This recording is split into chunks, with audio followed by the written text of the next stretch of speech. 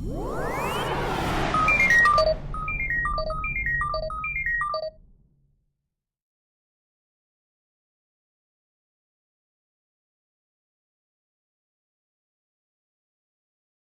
to my world. Won't you come on in? Hello, everybody. It's Michele Marie Dalene, North American Snow Queen, and today is season 2, episode 2. Season 2, episode 1. Oops, yeah, I make mistakes. Here and welcome to my world. And today we're going to talk briefly about some questions you probably might have about one thing. How do you do a video on cable channel and get it to be put on the channel itself? Well, here at Charter Communications, the process itself was pretty straightforward. All you have to do is talk to the public access channel. Say what you want to do, what you want to discuss, if you got to have a crew of people or not. In this case, there's only me and Lemmy, and there's no one else. So, if you got your own studio like I have here, there are certain technical expectations that you must meet. Obviously, the first one is because most American television public access channels are only set up to deal with NTSC or ATSC. That's the first one. I'm Mr. Fuzzball. Yeah, by the way, we're having some problems with Mr. Cat's health. He's doing better today. Well, that's another topic. Have a seat. Today, you gonna go eat, or you gonna just look at me? He's always on camera.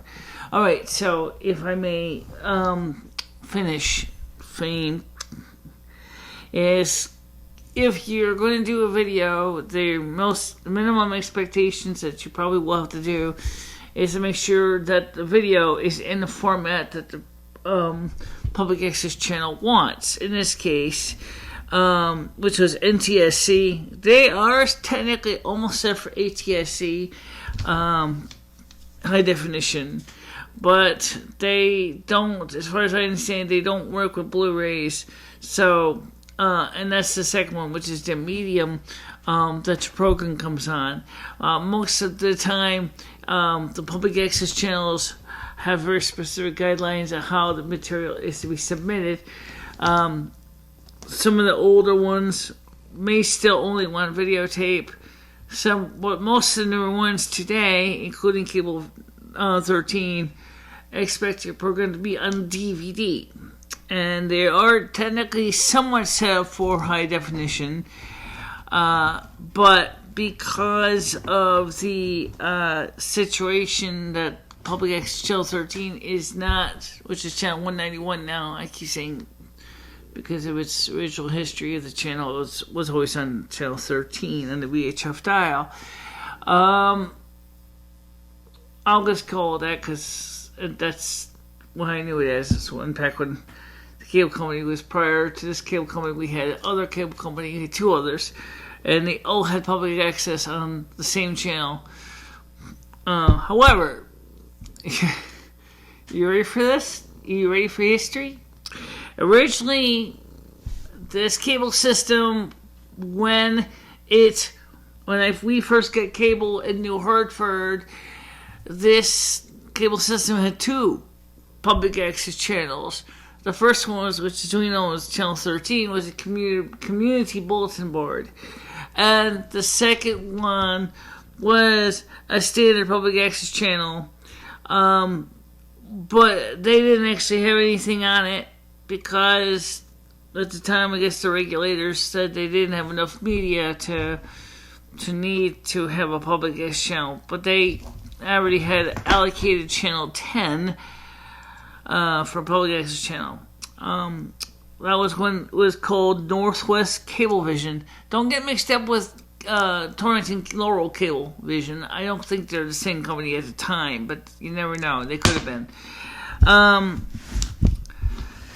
So, for a long time, back in the 80s, up until I think prior to Charter, Amtrak operated the system. They did not have a public access channel, but then they started to work on that. Back when the cable company was located behind the Faith Bible Church in the back there, they started to expand the studio and create the beginnings of online media. So that's a long, short story of the history of what happened. Of course, when Charter took it over, they moved it over to where it is now. And, oh, jeez, I forgot the street. You know where it is. We know where it is. Crescent Walker Field. Yeah, Maple Avenue, I think it is. Is that? I think so. Okay. If I'm wrong, forgive me, okay? The brain doesn't always get it right the first time. So anyway, back to the main topic. Is when you're going to go ahead and submit a proposal to the cable company, the first thing that you're going to be required to do is describe what the program is going to cover, how it's going to cover the material it's going to cover, how many people is going to be involved, how many cameras, if you're going to be shooting at their site, their studio, you should specify that if you're going to use their on-site studio, or if you're going to do it like I do and use your own studio. If you use your own studio, like I said, or whatever, you're going to need to remember that the media that you're recording onto has got to be complementary to their systems. In other words, if they are only using DVDs and you want to shoot VHS, well, then you're going to have to convert your VHS to DVD. If then, on the other hand, it's the opposite, if it's an older cable system that may have not quite gotten up to VHS or DVDs yet and still wants the media on VHS, or maybe even Sony Betacam, then you're going to have to put that into consideration in your configuration. Now, fortunately enough, here at North American Snow Green Palace, we are already set up with equipment-wise. Except we also have, as you'll see at the beginning of the show, there's a disclaimer that says that our preferred video format is PAL. We use European PAL, 25 frames per second, which does not do cable or Charter any good because they are only set for NTSC. And so we have to convert the video before we bring it down to cable 13 to a standard DVD and NTSC resolution, which is 720 by 480 resolution. That is the final resolution after of the screen. In other words, it's 520. It's 525, but when you actually subtract that there's a horizontal blanking right now, that it actually comes out to be 480. So 720 by 480 first is 576, 720 by 576. We get more resolution, but we end up losing some frame refresh rate, which normally is not a big deal because we're not exactly Speedy Gonzalez here. We're not doing slow motion, and we're not doing any really advanced graphics, so you don't need to really worry about the frame rate, which is fine when if you got a good software program to convert between PAL to NTSC like we do. We use two programs to do that. The first one, which is much more preferred, is called MPEG Streamclip, which lets us take the input media, which is we usually have it already rendered by the time we get it ready. It's as MP4. We just call with the name -PAL at the end, so we know it's a PAL video, and then that goes up onto my Welcome to My World channel on YouTube, and then we take it, we put it through the MPEG Streamclip and do the downgrading it to NTSC, and then we take that. And we have the extension on that, our -NTSC instead of -PAL. .mp4, so that we know that's the PAL or NTSC version that's going to go on the DVD for cable 13. The reason why we don't usually we like to try to get 2 or 3 programs, but sometimes 4 programs in onto a DVD at a time is, well, I don't have a lot of DVDs, and so I try to make as much bang for my buck. Since the standard DVD single layer discs, the ones I use, are about 4 gigabytes, I want to try to get like 4 programs in, and thus the maintains a better picture quality. What someone would say is, well, why don't you just do it as 1 program per DVD? Well, because then I'd be basically choking on DVDs until it basically and I would be running out of discs very quickly. So it's easier to put at least 2 episodes on the DVD and then bring it to cable 13, and then they will go ahead and load up your DVDs into their automated video server that serves out the videos. It kind of works sort of like an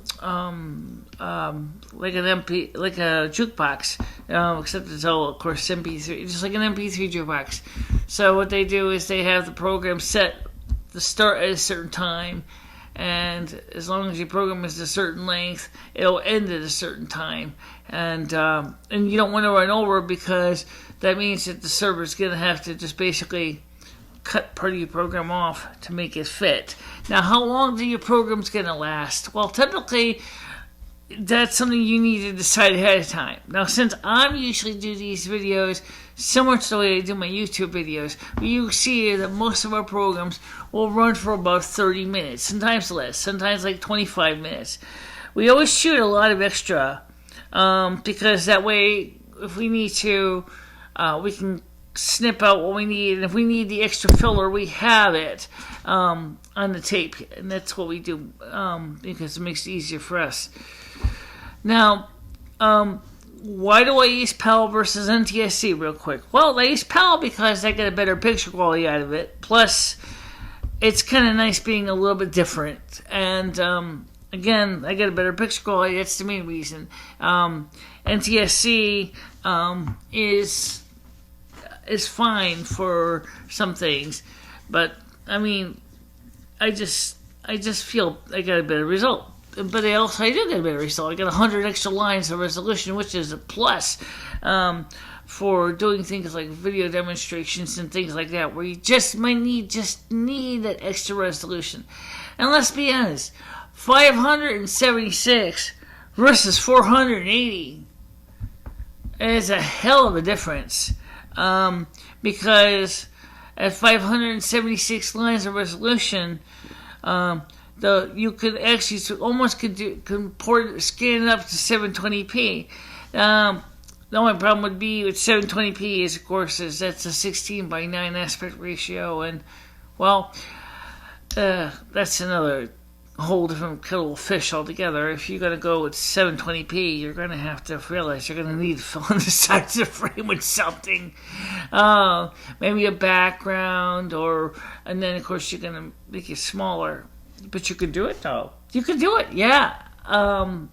But, again, since Charter only really wants to deal with standard NTSC standard definition, if you're going to go up there and do that, you're going to get stuck in your picture letterbox. And if you get letterbox it, that like we do when we use the iPhone imports, that's because we want to keep the aspect ratio the same size. Because that's another thing too, is what kind of camera to use, and what kind of video gear. Let's be honest here, we're using a security camera. Like the kind you use to watch your grocery store, make sure you don't want to try to shoplift kind of thing. 700 TV lines of resolution. And we have, on top of that 700 TV lines of resolution, we have to deal with a few other issues, which most security cameras people don't even think about. First of all, is we're shooting under incandescent lighting. A standard security camera. I don't think most police departments would give a having concern about, oh, your picture's kind of yellow. Ew. No, most police departments, when they're trying to catch a fugitive, the forensics department can use a little bit off the camera white balance adjustment, but that takes a lot of work to do. So what we do is we're using what they call color correcting lenses on the camera. We're using an ADB filter. Anybody who knows anything about photography knows about these warming and cooling filters. In other words, if I was to shoot this picture in 2700 degree Kelvin without the filter, the picture will look way too warm, and that's why we're using a cooling filter to take that 30 or 2700 Kelvin picture and bring it up to close to 5000 degrees Kelvin, because that makes it look a little bit better. There's a catch. Sometimes you got to remember there's a trade-off. Besides the fact that you lose a couple stops of resolution, the other trade-off is that only 2 lenses I have that can fit this filter, and those 2 lenses are from my old 16mm movie camera, which I still have, which is a Bell & Howell film. Mine happens to be a one with a high large capacity magazine that can hold up to 400 feet of 16mm film. I never really used the 16mm magazine on it. I mean, the 400-foot magazine on it yet, but I will try it sometime when I can find on eBay some fresh film that's going to cost me an arm and a leg and a pint of blood. And I'm just talking about just to get the darn stuff. I'm not talking even about sending it down to Sign Lab in Boston to develop it. But I will certainly like to try shooting some 16mm again, because what I've experienced now would have been nice if this was on 16mm film. But then again, you still would have the same identical problem of, oh gee, now you shot 16mm movie film, and now I got to convert this into DVDs or into VHS tape, and that's just kind of sucks. By the way, we're going to work on a few more videos. Yule is coming up on Sunday, December 21st, and the convocation, actually it will be recorded on Saturday, Yule Eve, on December 20th at 7 p.m. And that's because of the fact that will be 00 hours, December 21st, Universal Coordinated Time. So, I would like to put that Yule convocation in here on Cable 13 too. But, be honest, by the time it gets down to Cable 13, it'll either A, be at least a day afterwards, or B, might be a week afterwards, depending on how the programming schedule falls on for this year. Right now, Chris asked me if I wanted to run some reruns. I told him at this point I didn't think so. I will try not to go too crazy on the reruns because, that kind of sucks. But, because we want to do the Yule convocation. I just had an idea. What? Why couldn't you do the Yule convocation at the cable company? Because I don't think they're open. They're not open on Saturday. They're not? I don't think so. Oh. And then we still would have to bring the tape back over here to our program, and then we have to re-render it back into PAL again. Oh, that brings up a very good point. Let me bring this up real quick. Probably saw this with my iPhone. It is a pain in the tuchus to go from a lower resolution and scale it up to a higher resolution, because you get what they call signal loss. Your resolution disappears, and that's the sad reality. Is when you start doing that, is that the picture starts to degrade. So likewise, if you're going to go from MP4 to MP4, or QuickTime to MP4, whatever, anytime you're going to be processing video like that, you're going to lose resolution too. So we like to shoot everything in the highest resolution possible, which for us is 700 TV lines, PAL, 720 by 576. at 25 frames per second, and we shoot that in TV, and then we render that into MP4. And in the case of the cable company, I can either send the raw DV, but that's in PAL, so then that would mean that iDVD is going to try to re-render it, and its re-rendering is not quite as good. So we don't like to do it that way. We do it our way. Instead, it works better. But anyway, that's how we do our videos, and Mr. Cat is doing good today. Yeah, you're purring. You're in a good mood, Mr. Kitty. He's been having some problems with his food. He's not been eating quite as good as he should be. Finally, he's putting some pounds back on, which is good, because he is becoming a bit of a... He's 11 years old. So he ain't no kitten anymore. He's an old senior citizen. And he's been around a long time. So, all right, guys, I'm going to let you go. Oh, yes, by the way, let me talk about one other thing real quick. Oh, God. I want to take a second. When you're done shooting your film, you gotta process it. If you're using a Power Mac G5 and you're using Final Cut Express, you're gonna find out it takes a lot longer to render it than you'd expect. So in my case, my Power Mac G5 is a 2 gigahertz machine. It's got two processors, and it has 4 gigabytes of RAM. For the model I have, that's the maximum. It was kind of the bottom of the line model of 2005, and it's been a pretty good machine. It works well. I haven't really had a problem with it, but it just means that when you're cutting and pasting and stuff like that, it's just going to take a lot longer. If you're really in a hurry to get things done quick and fast, then there are other alternatives you could use. You could use, don't use any special effects, don't use any opticals, don't use any transitions, don't use any titles or any of that. But you're going to need that stuff anyway for the cable channel. So if you want to go ahead and have to hold up a sign that's, for titles, you can do that too. I will tell you a secret. What was done back in the era of home movies, people would be using what they call a titler, which is basically nothing more than a simple thing that holds like little business cards that your titles are on, and giving you the illusion of a nice title effect. Sure, it's old school, but if it works, it's better than holding up a piece of poster board. This is my life, pink. This is my life after I basically shot my film. Think, this is the way it should have been. Think, see how it sucks? And at least now, that way it gives the other way, it gives kind of a nicer look to it, even though it isn't quite refined. So we use a variety of software for depending on our day. We like, for a quick and dirty job, we like to use iMovie 6 because that seems to be a nice product for quick and dirty video. This cat is always doing this to me.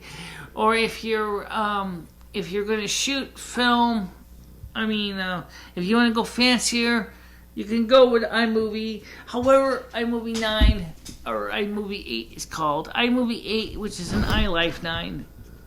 I don't like it. It's the last version available for the PowerPC. I don't know anything what the newer ones after that. I don't know anything. So because of that reason, I can't tell you how much better or worse they were than iMovie 8. iMovie 8 was it was a great idea, but its implementation was a little bit terrible. And you'll notice that when I was doing iMovie 8, when I was doing the chroma key, that my hair looked like it was blowing in the wind. That was because the rendering of the video and the codec. Now we're using iMovie, we're using Final Cut Express version 4, and you'll see the video has certainly improved a lot in quality and picture, as well as provides me a lot to do a lot more stuff. Like I can do overlays, foreground overlays, backward overlays. I can have overlays on top of overlays. I can do green screens on top of green screens or on top of blue screens. I can have titles. I can have multiple soundtracks. I can have multiple camera angle capability is possible as well. I didn't talk about that, but maybe we'll do that for the next video, is discussing how to work with more than one camera at a time. Okay? But for now, we're going to let you go. See you next week. Bye-bye, guys.